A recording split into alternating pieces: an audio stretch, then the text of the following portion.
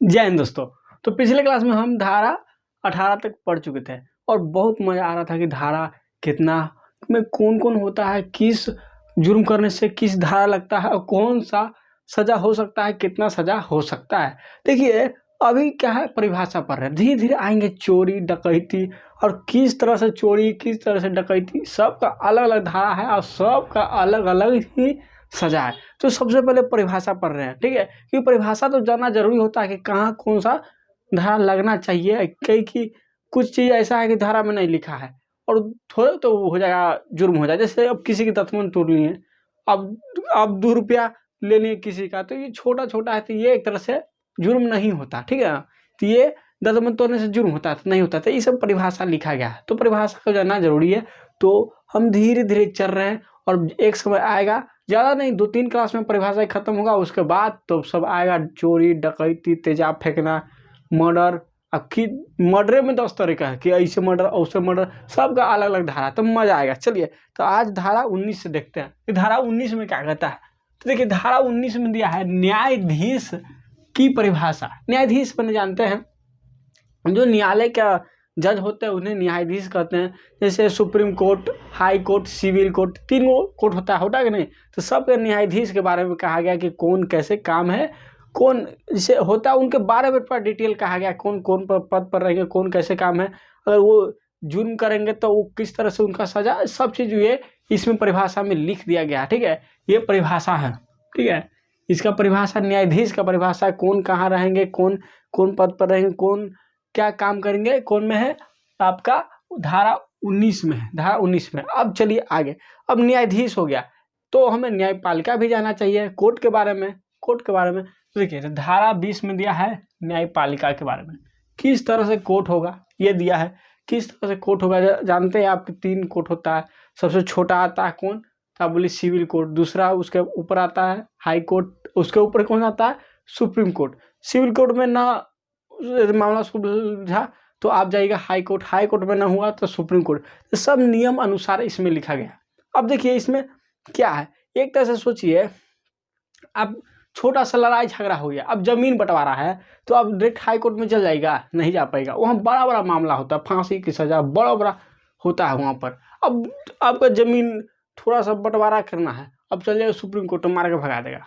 वहाँ थोड़े, पहले आपको सिविल कोर्ट में ये सब काम होता है, जमीन के छोटा मोटा जो सिविल कोर्ट, और उससे बढ़कर क्या होगा हाई कोर्ट में। अगर हाई कोर्ट में आपका संतुष्टि नहीं हुआ, जो कोई भी जुर्म हुआ, बड़ा जुर्म लेवल का, हाई कोर्ट में भी लेवल का जुर्म जाता है, अच्छा ना संतुष्ट हुए तो आप सुप्रीम कोर्ट तक जा सकते हैं। लेकिन ऐसा नहीं कि छोटा सा हो गया, 10,000 रुपया चोरी हो गया, उसके लिए थोड़ा सा मारे पीटी कर लिया, उसके लिए नहीं जा सकते। तो वो सब दिया गया, कितना धारा 20 में दिया है न्यायपालिका की परिभाषा, इस पर सब दिया है। अब देखिए आपके दो के बीच लड़ाई हो जाएगा, पटका पटके, थोड़ा सा यहाँ कट गया, अब कट गया तो आप चल जाएंगे सुप्रीम कोर्ट के, तो काट दिया है हमको, खूनवा बह गया है, आधा लीटर खून बह गया है, तो सुप्रीम कोर्ट भगा देंगे आपको, जाइए सिविल कोर्ट में। क्योंकि सिविल कोर्ट में छोटा छोटा होता है, तो सब इसमें लिखा गया कौन, न्यायपालिका की परिभाषा। अब सबका अपना अपना एक लेवल होता है। अब चलिए आगे कौन है, धारा 21। धारा 21 में क्या दिया गया, लोक सेवक का परिभाषा। इसमें बताया कौन कौन लोक सेवक हैं। अब देखिए संसद, इसमें राष्ट्रपति, प्रधानमंत्री क्या है, लोक सेवक है ना, ये लोक सेवक हैं। अब विधायक को ये लोक सेवक में नहीं आते हैं। आपका यहाँ नगर पालिका, इसमें ग्राम पंचायत, इसमें लोक सेवक में नहीं आते हैं, याद रखिएगा, ठीक है। और न्यायाधीश इसमें लोक सेवक में ही है। और न्यायालय का जो न्यायाधीश का जो कोई हेल्प करता है इसे कानून का, वो भी एक लोक सेवक है। तो लोक सेवक में कौन कौन आते हैं ये दिया गया है, ठीक है। ये दिया गया है, जैसे आपका मुख्यमंत्री, राष्ट्रपति, संसद में है, तो इसमें क्या है, लोक सेवक है। तो सबके बारे में दिया गया इसमें कि कौन कौन लोक सेवक हैं, उनके बारे में कौन कितने पर हैं, लोक सेवक हैं कि नहीं है, इस सब कोड में दिया गया है धारा 21 में। उनका और डिटेल दिया गया है, बस इसका परिभाषा जानिए। अब चलिए आगे धारा 22 है। धारा 22 में क्या गया है, जंगम संपत्ति का परिभाषा। मतलब देखिए इसका इंग्लिश में समझ में आएगा, हिंदी में नहीं है। ये देखिए हिंदी ऐसा जटिल भाषा है कि बहुत प्रॉब्लम, इंग्लिश आसान होता है, बस ऐसा है कि हम हिंदुस्तानी है और इंग्लिश में ना पढ़ें, हिंदी मीडियम वाला, तो प्रॉब्लम होता है कि क्या नया भाषा है, लेकिन इंग्लिश सही में आसान होता है। अब देखिए, जंगम संपत्ति की परिभाषा पता चल रहा है नहीं, और इंग्लिश बोलेंगे पता चल जाएगा। मूवेबल प्रॉपर्टी माने कि वैसा संपत्ति जो आप एक स्थान से दूसरे स्थान तक ले जा सकते हैं, ठीक है। अब कौन सा ऐसा हो सकता है, जैसे आपका गाय हो गया, भैंस ले सकते हैं, ले जा सकते हैं, घर ले जा सकते हैं नहीं। अब सोचिएगा, आपका बुद्धि में चलेगा कि अरे जब आप शादी कीजिएगा तो आपकी पत्नी आएगी, उसको भी तो यहाँ से यहाँ ले जा सकते हैं, तो भी तो संपत्ति होगी। तो संपत्ति नहीं है, ठीक है, वो जीवन साथी है, वो संपत्ति नहीं, संपत्ति में वो नहीं है। संपत्ति में जिससे आप एक तरह से क्या कमाई कर रहे हैं। देखिए, गाय पालता है, कमाता है, ठीक है। बहुत से है शहर में कमाने के लिए सिर्फ करता है, एक जगह से दूसरी जगह ले जाएगा, ठीक है। अगर तबीयत खराब हो जाएगा तो उसको फिर बेच देता है। तो ये क्या है, मूवेबल प्रॉपर्टी, माने कि एक जगह से दूसरी जगह ले जा सकते हैं। पर घर है नहीं, घर को ले जा सकते हैं। जमीन है नहीं, जमीन को ले जा सकते हैं नहीं, ले जा सकते हैं। तो इसको आप नहीं ले जा सकते, लेकिन गाय भैंस बकरी को ले जा सकते हैं। ये सब क्या है, मूवेबल प्रॉपर्टी हो गया, ठीक है। तो कौन में दिया है, आर्टिकल बोले तो धारा 22 में दिया गया है जंगम संपत्ति की परिभाषा मूवेबल प्रॉपर्टी के बारे में। कौन कौन है मूवेबल प्रॉपर्टी। उसके बाद चलते हैं आगे, आगे कौन है, धारा 24। धारा 24 में क्या दिया गया, बेईमानी की परिभाषा, वो भी क्या, दोषपूर्ण लाभ के लिए, सिर्फ लाभ के लिए किया गया। अब इसमें दिया गया है कौन कौन है, बेईमानी की परिभाषा में दिया गया है कौन कौन बेईमानी है। अब तुम्हारे साथ रह रहा है और आप तुम्हारा काम के बारे में जान रहा है, फिर दूसरा के जा रहा है, रिश्वत ले रहा है। तो बहुत सी चीज़ इसमें दिया गया कि कौन कौन बेईमानी है, काम है, सिर्फ दोषपूर्ण लाभ, माने कि लाभ के लिए कर रहा है, ठीक है, लाभ के लिए कर रहा है। अब मान लीजिए आपका बिजनेस कोई पार्टनर है, ठीक है, आपको कोई बिजनेस में पार्टनर है और आपके साथ छल कर रहा है, फिर बेईमानी कर दिया, ठीक है, तो आपको धोखा दे दिया। तो ये क्या है, बेईमानी है, सिर्फ लाभ के लिए नहीं कर रहा है कि उसको लाभ होगा ज़्यादा से ज़्यादा, तो ये लाभ होगा। तो ये क्या है, बेईमानी की परिभाषा में बहुत सी चीज़ दिया गया है। इसको पूरा आगे चलेंगे तो देखिए, इसी के तोड़ तोड़ के बाहर में देगा कि ये ऐसे बेईमानी करेगा, ये ऐसे बेईमानी करेगा, कोई ऐसे किया, कोई मार ही दिया, कोई उसको जैसे अधमरा मारा, तो सबका अलग अलग है।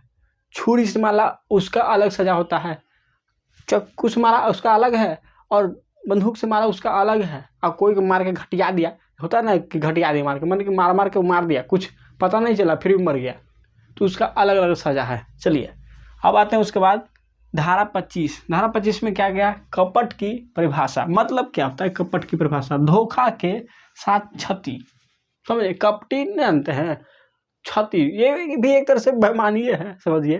तो आपके साथ छल किया, छल जानते हैं ना, आपके साथ छल कर दिया, आपको भरोसा दिया कि हाँ भाई ऐसे उसे छल कर दिया। ऐसे होता है, ये खासकर प्यार में होता है। जब ये 10th के बाद आपका उम्र जैसे बढ़ेगा ना, 10 पास होंगे तो सीधे आप इस प्यार मोहब्बत वाला फेरा होगा, आपको लगा कि हाँ दोनों बतियाएंगे, हाँ जीवन भर रहेंगे। लेकिन जैसे जैसे उम्र आता है, नौकरी नहीं लगता, दिमाग घूमने लगता है, उसको प्रेशर आ जाता है ऊपर से, कैसे रहेंगे जिंदगी में। तो उसके बाद सब अपना अपना होने लगता है, और नहीं हम तोर साथ हैं, उस तोर साथ हैं। और मान लीजिए को ज़्यादा विश्वास है, ठीक है, आपका नौकरियाँ नहीं लगा और उसको लग गई नौकरी, तो आप तो उसके लेवल के कम हैं, ठीक है, और तो अपना लेवल नहीं खोजेगी, तो आपके साथ हुआ क्या, क्षति हुआ, ठीक है।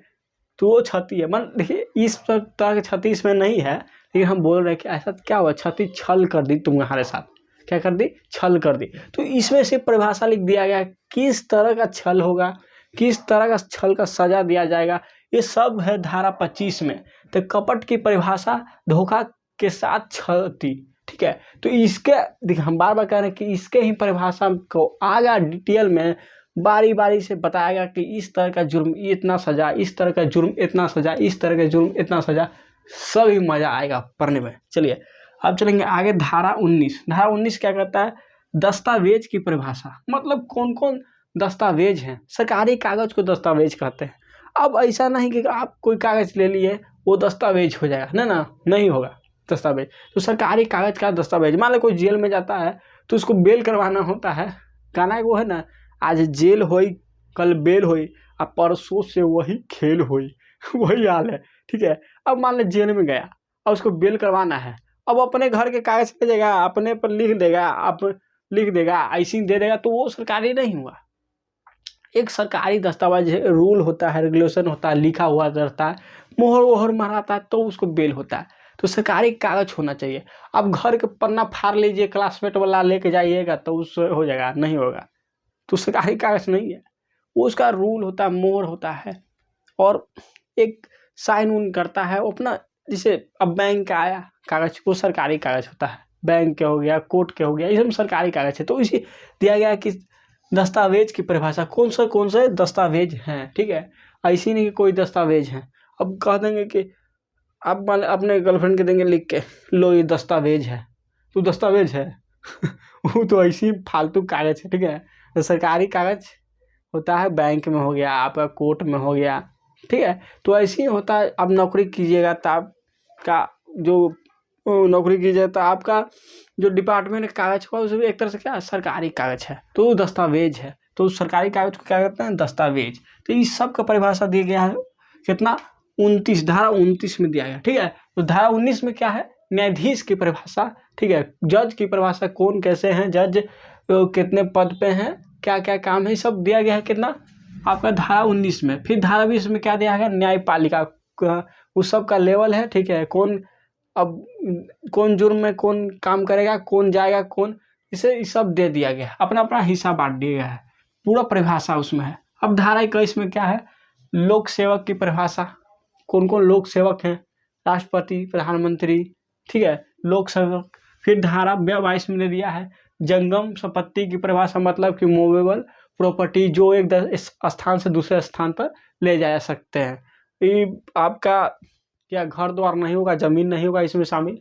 फिर आता है 24 धारा में है बेईमानी की परिभाषा, आप किसी साथ बेईमानी कर देते हैं, प्यार मोहब्बत वाला बेईमानी नहीं, वो तो होना निश्चित है, ठीक है, तो बर्बाद हो जाएगा। उस देखिए वही एक ऐसा है कि जिसमें आप बेईमानी कीजिएगा, क्षति कीजिएगा तो सबसे अच्छा है। बाकी कुछों में करें, अपनी जिंदगी के साथ अगर करें तो वो खराब है, ठीक है। चलिए, तो बेईमानी की परिभाषा दे दी गया है इसमें, बेईमानी दोषपूर्ण लाभ के लिए। तो ये सब एक जुर्म है, क्या क्या जुर्म है, किस तरह से बेईमानी किया गया, ये सब इसमें लिख दिया गया है धारा 24 में। धारा 25 में क्या है, कपट की परिभाषा, धोखा के साथ क्षति। अब कौन कौन धोखा कैसे है, कौन जुर्म है, ये सब धोखा वाला, कपट वाला परिभाषा बोले तो जुर्म वाला 25 धारा में है, और इसी को आगे पढ़ना है, ठीक है। अब चलेंगे धारा 29। धारा 29 में है दस्तावेज की परिभाषा, कौन कौन सरकारी कागज है, कौन नहीं है, सब इसमें लिख दिया गया। नहीं लिखा जाता, सोचिए एक बार, ये नहीं लिखा जाता, ये नहीं लिखा जाता। अब कोई बड़ा बड़ा पद पे है तो घर ही अपने अपने सब चीज़ काम कर लेता, ठीक है, सब कागज पर अपने कागज बना के घर ही क्लासमेट वाला कागज पर सब चीज़ लिख देता, तो सरकारी होता नहीं। तो सब चीज़ लिखना जरूरी होता है, सब सिस्टमेटिक बनाना जरूरी होता है, नहीं तो मन के अनुसार, अपने मन के अनुसार काम होने लगेगा, सरकार के अनुसार काम नहीं होगा। तो जरूरी है, ठीक है, एक रूल एक रेगुलेशन जरूरी है, नहीं तो सब अपने मनमर्जी करने लगा। अब बैंक में है, अपने मनमर्जी लाओ 5 लाख निकालते हैं, हमारा जरूरत है, निकाल लेगा अपन नहीं। तो रूल होता है, एक रेगुलेशन होता है, जिसको जरूरत है लोन लीजिए, बैंकों वाला लोन लेता है, ठीक है। चलिए, तो आज के लिए इतना छोड़ते हैं, फिर आगे चलेंगे, मजा आने वाला है, ठीक है। थैंक यू दोस्तों।